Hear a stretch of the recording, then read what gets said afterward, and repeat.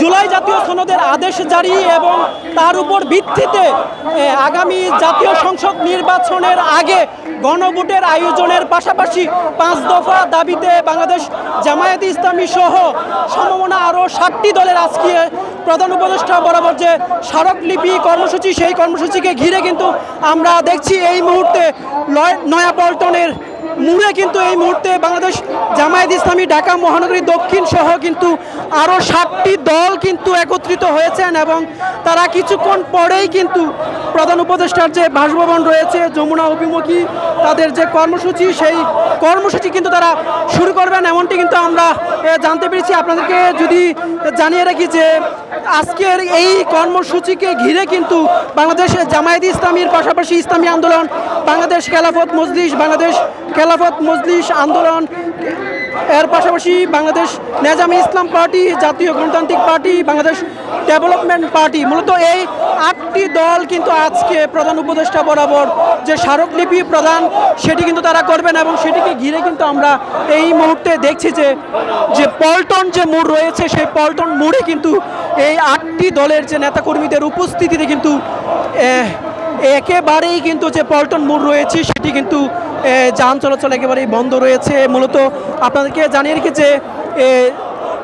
জাতীয় জুলাই সনদের যে আদেশ জারি তার পাশাপাশি তার উপর ভিত্তিতেই কিন্তু জাতীয় সংসদ নির্বাচনের আগে কিন্তু তারা গণভোটের দাবি জানাচ্ছেন। এর পাশাপাশি তারা যে বিষয়টি বলছেন যে জাতীয় নির্বাচনের আগে অবাধ ও সুষ্ঠু নির্বাচনের জন্য যে লেভেল প্লেইং ফিল্ড নিশ্চিতকরণের দাবি তারা করছেন এবং এই যে ফ্যাসিস্ট সরকারের আমলে যে সকল গণহত্যা সংগঠিত হয়েছে সে সকল গণহত্যার দৃশ্যমান বিচারের দাবি কিন্তু তারা করছেন। এর পাশাপাশি জাতীয় পার্টি সহ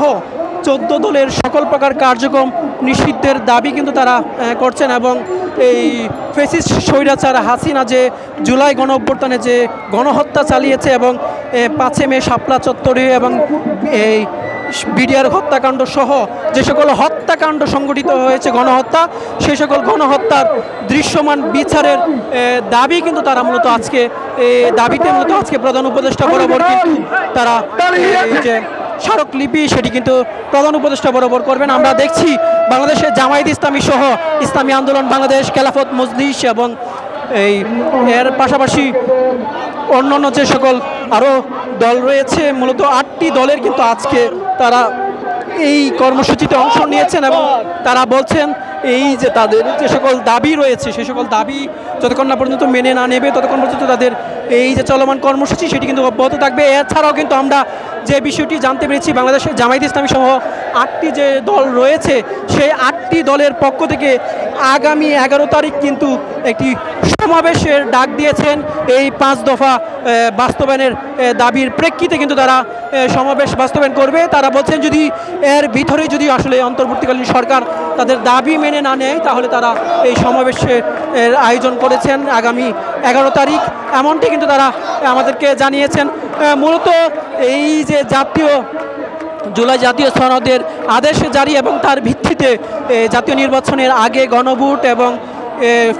স্বৈরাচার ফ্যাসিস্ট হাসিনার সময় যে সকল গণহত্যা সংগঠিত হয়েছে সে সকল গণহত্যার বিচার দৃশ্যমান এবং নির্বাচনের আগে লেভেল প্লেইং ফিল্ড নিশ্চিতকরণ সহ কিন্তু আমরা